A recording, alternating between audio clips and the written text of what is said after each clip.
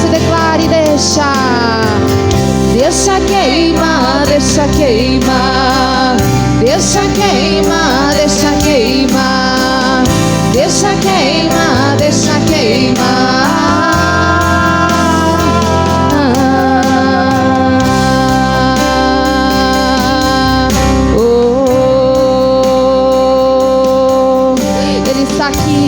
No nosso coração, fala conosco, que essa palavra queime dentro de nós, que essa palavra fale ao nosso coração, que essa palavra mude tudo aquilo que a gente precisa, que essa palavra nos dê a direção, que essa palavra nos levante, que essa palavra nos ative nessa manhã, em nome de Jesus. Diga: Senhor meu Deus, eu quero a tua palavra para abençoar a minha vida, em nome de Jesus. E você diga glória a Deus, e vamos aplaudir o Senhor Jesus bem forte.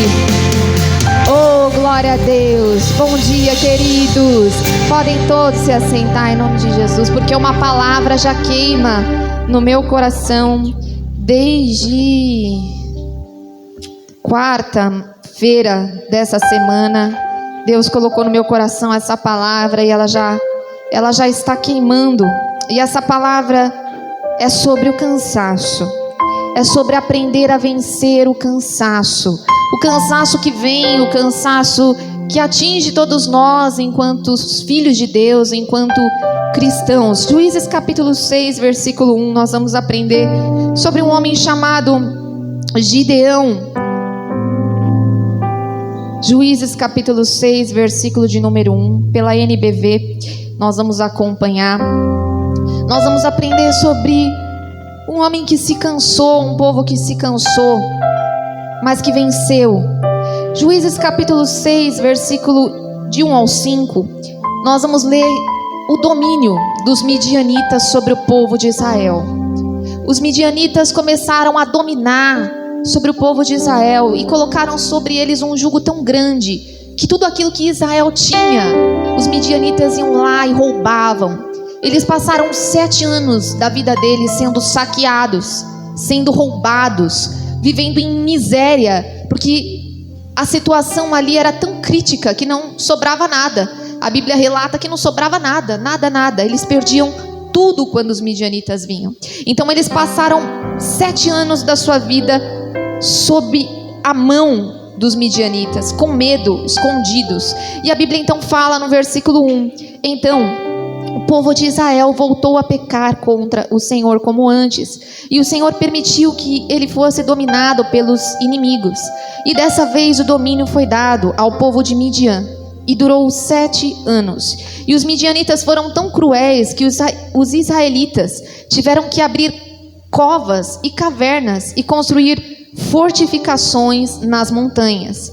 Versículo de número 5: pois esses bandos subiam com os seus rebanhos e tendas, e atacavam como nuvens de gafanhoto, e vinham em uma multidão tão grande que não dava conta para contar, nem os homens nem os camelos, e destruíam tudo. Assim, o povo de Israel se enfraqueceu com a presença dos midianitas, e eles então clamaram a Deus por socorro. Aquele povo então que tinha saído do Egito, que tinha saído como um forte, começou a se enfraquecer. Eles começaram a se cansar, porque eles estavam sobre aquele domínio 7 anos, e aquela fraqueza então, aquele cansaço tomou conta. Mas eu vou dizer uma coisa: nenhuma prova exterior tem o poder de enfraquecer o nosso coração. Nenhum domínio exterior tem o poder de tornar o nosso coração fraco, porque o medo, o cansaço, a fraqueza são reações internas do nosso coração. Não são coisas que vêm por fatores externos, são coisas que o nosso coração reage. A fraqueza, o cansaço e o medo, eles surgem como uma reação interna do nosso coração às batalhas que enfrentamos. Só que as batalhas em si, elas não têm o poder de ocasionar a fraqueza, o cansaço e o medo. É eu que permito o cansaço, a fraqueza e o medo dominarem o meu coração. Aquele povo então que era tão forte deixou de reagir. Eles deixaram de reagir. Você não ouve aqui eles lutando, você não ouve aqui eles batalhando, vocês ouvem aqui um domínio, onde eles deixaram de reagir, eles começaram a aceitar aquela situação. E eu quero declarar a primeira palavra hoje sobre a sua vida, que essa crise que você está enfrentando não pode, não vai dominar o seu coração. Você precisa reagir a essa doença, reagir a este desemprego, a essa dívida, a essa angústia, a essa depressão. Você precisa reagir, não importa o seu cansaço. Hoje é hora de você começar a clamar a Deus. Levante as suas mãos. É hora de você não aceitar mais e você dizer: eu estou aqui porque eu quero reagir, eu estou aqui porque eu vou clamar a Deus, eu estou aqui porque nada vai dominar o meu coração. E no versículo de número 12, a Bíblia diz que um anjo apareceu então a um homem chamado Gideão. Versículo 11 diz: então, um dia, o anjo do Senhor veio e sentou-se embaixo do carvalho da fazenda de Joás, da família de Abiesa em Ofra. E Gideão, filho de Joás, estava malhando trigo, e fazia isso no lagar, local onde as uvas eram espremidas para a produção do vinho, e para escondê-lo dos midianitas. Então a primeira coisa que eu quero chamar a sua atenção é: o povo estava ali 7 anos sendo dominado. Só que durante esses 7 anos Deus não estava alheio, Ele estava vendo. E durante 7 anos Deus estava preparando um homem chamado Gideão. E talvez o inimigo queira colocar na sua cabeça que você está passando por algo, mas Deus não está vendo. Mas eu quero dizer para você que Deus está preparando você para a hora da reação. Levante as suas mãos. Deus está preparando você para a hora da reação. Deus está preparando você para o propósito dEle, para aquilo que Ele tem para a sua vida, para as promessas dEle sobre a sua casa, sobre os seus sentimentos, sobre você. O inimigo achou: já era, esse povo já era, aceitaram o meu domínio. 7 anos eu estou aqui escravizando, pegando tudo deles. Já era, ninguém aqui guerreia contra mim, eles são submissos. Já era. Porém, Deus estava treinando Gideão. Então não ache que Deus esqueceu você no esconderijo onde você está malhando trigo. Não ache que Deus esqueceu a sua família. Não ache que quando Deus olha para você Ele te esqueceu. Ele só está te preparando para algo muito grande que vai acontecer. Quem crê, diga glória a Deus. Aleluia. Então na hora certa Deus apareceu para esse homem chamado Gideão. E no versículo 12 diz: e o anjo do Senhor apareceu a Gideão e disse: homem valente, o Senhor está com você. Gideão estava lá, num local escondido, preparando trigo, malhando trigo para esconder. E Deus então aparece e fala: o Senhor é contigo, você é um homem valente. E eu quero declarar que Deus vê uma força em nós que nós não vemos. Deus vê força em nós quando nós nos sentimos fracos. Sabe quando você se sente exausto, cansado, emocionalmente, fisicamente, espiritualmente? Deus olha para você e Ele fala: homem valente, mulher valente, eu sou contigo. Levante as suas mãos. Deus vê força em você, ainda que você se sinta fraco, cansado, para continuar avançando. Ele te vê como alguém forte. E Ele então aparece e diz: o Senhor está com você. E no versículo 13 diz: e Gideão respondeu: ah, meu Senhor, se o Senhor está conosco, por que tudo isso aconteceu? E onde foram parar os teus milagres que os nossos pais contaram, como os que aconteceram como o Senhor libertou Israel do Egito? Porém agora o Senhor deixou o meu povo desamparado e entregue ao domínio destruidor dos midianitas. Gideão disse: se o Senhor está mesmo comigo, se o Senhor está mesmo, por que tudo isso aconteceu? Nunca deixe os questionamentos entrarem no seu coração. Isaías capítulo 38, 17, não precisa abrir. A Bíblia diz: foi para minha paz que eu estive em grande amargura. Deus sabe o porquê de todas as coisas. Nada foge ao controle de Deus. Deus está com você. Diga: Deus está comigo. Diga para a pessoa que está perto de você: Deus está com você. Deus está com você. E no versículo de número 14 diz: então disse o Senhor, com essa força que você tem, avante, liberte Israel do poder dos midianitas. Sou eu quem está te enviando para essa missão. Deus disse: Gideão, vai com essa força que você já tem. Deus não disse: Gideão, a partir de hoje eu vou te dar força e tudo vai ser novo. Deus disse: não, você já tem a força necessária para vencer. E eu quero declarar: você já tem a força necessária para vencer. Você já tem a força necessária para vencer esse vício, essa doença, essa tristeza, essa angústia, essa crise, essa depressão. Você já tem a força necessária para vencer esse pecado. Você já tem a força necessária para perdoar. Você já tem a força necessária para seguir adiante. Não fica aí pedindo força quando você já tem. Diga: eu já tenho. Segunda coisa, Deus disse: vai você. Por quê? Porque existem coisas que Deus faz, mas existem coisas que somos nós que temos que fazer. Deus poderia ter extinguido todo o povo de Midian? Poderia. Mas Deus disse: quem tem que lutar, Gideão, não sou eu, é você. É você que precisa ir. E nós precisamos entender que Deus tem a parte dele. Qual é a parte dele? Ele me dá a palavra, ele me dá a promessa, ele me dá o propósito, ele me dá força, ele me dá fé. Agora, qual é a minha parte? É ir lá e lutar para que a palavra se cumpra. A minha parte é ir lá e lutar para que as promessas que ele já deu se cumpram na minha vida. Deus não vai lá e vai trabalhar por mim. A minha parte é ir lá e trabalhar. A minha parte é ir lá e estudar. A minha parte é ir lá e me esforçar. A minha parte é ir lá e perdoar. A minha parte é ir lá e fazer aquilo que deve ser feito. Então Deus disse: Gideão, existem coisas que é você. É você que precisa aprender a ir atrás, a correr atrás, a lutar, Gideão. E Gideão, então, no versículo de número 15 diz: então Gideão respondeu e disse: ah, Senhor, como eu posso livrar Israel? O meu grupo de famílias é o mais pobre da família de Manassés, e na minha família eu sou o mais insignificante.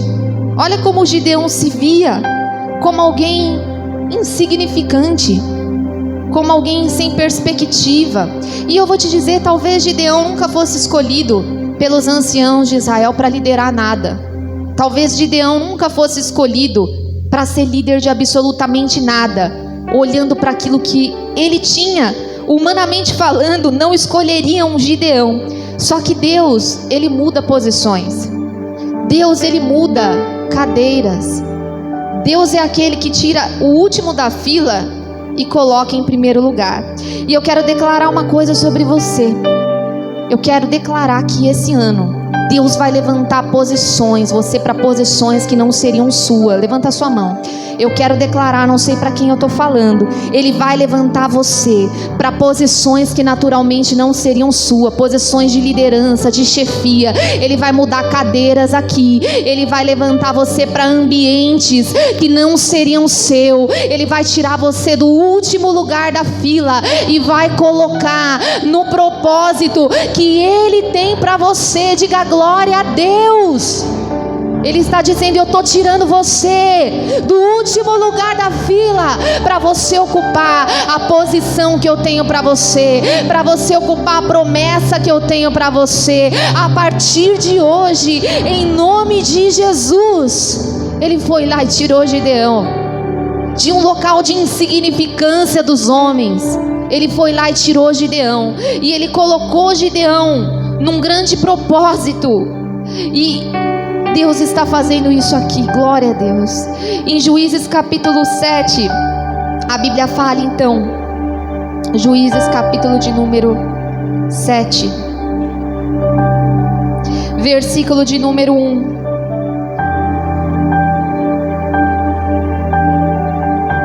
Que Deus então enxuga o povo que estava com Gideão. Versículo de número 2 disse: Juízes 7:2. Disse o Senhor a Gideão: você está com gente demais para eu entregar os midianitas nas suas mãos.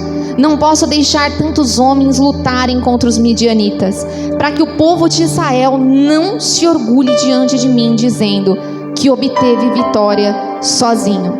E o versículo de número 7 diz: e derrotarei os midianitas, e livrarei o meu povo com os 300 homens que beberam, levando as mãos à boca.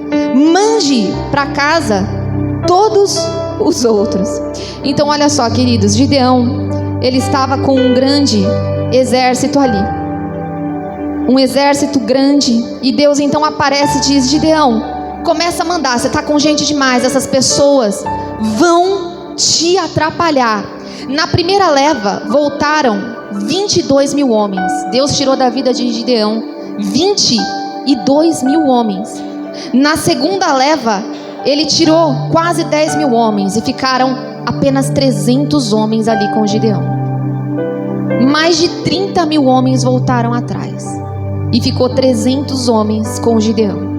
O que eu quero dizer para você é que às vezes Deus vai tirar pessoas da sua vida porque Ele conhece o seu futuro. Às vezes Deus vai tirar pessoas da sua vida porque Ele conhece conversas que você não conhece, porque Ele vê pensamentos e sentimentos que você, na sua inocência, não consegue ver. E às vezes Deus vai lá e enxuga pessoas da nossa vida, faz uma rapa de pessoas da nossa vida, e nós não entendemos. E Deus está dizendo: fui eu que tirei. Fui eu que tirei, porque eu conheço o seu futuro. Lá na frente essas pessoas vão atrapalhar você. Então nunca reclame, queridos, quando Deus tirar alguém, uma amizade que vai embora, uma pessoa, deixa Deus fazer a rapa mesmo, porque Ele conhece conversas, pensamentos, sentimentos que nós não sabemos. E foi isso que aconteceu aqui. E Deus disse: é com esses 300, é com pouco, mas agradeça pelo pouco que você tem. Celebre pelas pessoas que ainda estão na sua vida, e não fique chorando por aquela pessoa que Deus tirou. Celebre, se alegre por aquele que está ao seu lado. E Deus então fez a rapa. E no capítulo 8, versículo 4, eu caminho para o encerramento. Capítulo 8, versículo 4. Eu quero dar a última revelação aqui de hoje. Diz: e Gideão e os 300 homens, cansados como estavam, atravessaram o Jordão e continuaram perseguindo os seus inimigos. Deus tinha dado a palavra, a promessa, o propósito, a fé, porque Gideão era um homem de fé. Ele foi com 300 homens contra mais de 100 mil. Ele era um homem de fé. Só que Gideão, mesmo tendo fé, tendo a palavra, a Bíblia diz aqui que ele estava cansado. Ele estava cansado. Sabe por quê? Porque chega uma hora que o inimigo, ele não consegue mais vencer você na batalha, mas ele consegue vencer você pelo cansaço. E eu vou explicar uma coisa. Olha o que diz o versículo 10, ó. Enquanto isso, os reis Zeba e Zalmuna estavam em Carcor, e estavam com eles cerca de 15 mil homens, tudo o que restou dos exércitos de todos os aliados do leste, pois 120 mil soldados haviam morrido. Então olha só, eles tinham vencido 120 mil soldados. 120 mil. Ainda tinha 15 mil para eles vencerem. Eles tinham vencido quase 90% da guerra. É quase 90%. Eles tinham vencido ali quase 90% da guerra. Faltava quase 10% para acabar, para eles chegarem, para eles vencerem, para eles chegarem na linha de chegada. Mas ali eles foram abatidos não pela guerra, mas pelo cansaço. E o inimigo muitas vezes sabe que não pode te vencer mais na batalha, mas ele pode nos vencer no cansaço. É o cansaço que vem, é um desânimo que vem, é um desgaste que vem, é uma exaustão que vem. Mas eu quero dizer para você que falta apenas 10%. Levante as suas mãos, eu quero declarar essa última palavra. 90% você já venceu, falta apenas 10%. Continue lutando, porque Deus está na sua frente. Não pare, você você já caminhou bastante para parar até aqui. É hora de avançar. Os 10% que falta pouco. Você já está quase chegando lá. E a Bíblia Sagrada diz, no versículo 12, que os 2 reis de Midian fugiram, mas Gideão perseguiu e capturou, e o exército deles foi derrotado. Deus está te dando vitória. É hora de continuar, é hora de avançar, porque falta pouco, você já está chegando lá. Eu profetizo, eu declaro sobre a sua vida, sobre a sua casa, em nome de Jesus. Digam todos glória a Deus, e vamos aplaudir o Senhor Jesus bem forte, porque falta pouco, muito pouco. Amém? Diga para a pessoa que está do seu lado, falta pouco, muito pouco, você está chegando lá.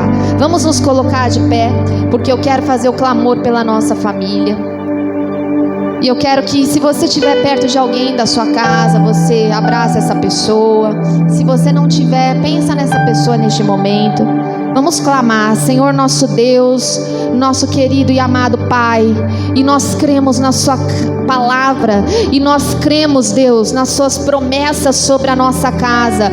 Vai alcançando agora as nossas famílias, Deus. Vai alcançando agora as nossas casas. Jesus, vai alcançando os nossos filhos.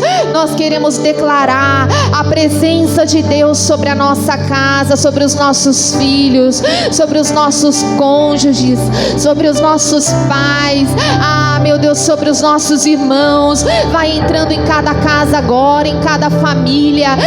Meu Deus, no mundo espiritual não há distância, não há dimensão. Eu consagro cada casa ao Senhor, eu consagro cada família ao Senhor, e nós levantamos a nossa voz em clamor para repreender toda ação do diabo contra a nossa casa, contra a nossa família. O espírito do vício caia por terra em nome de Jesus. O espírito de maldição caia por terra em nome de Jesus. Todo espírito de fracasso, de depressão, de doença,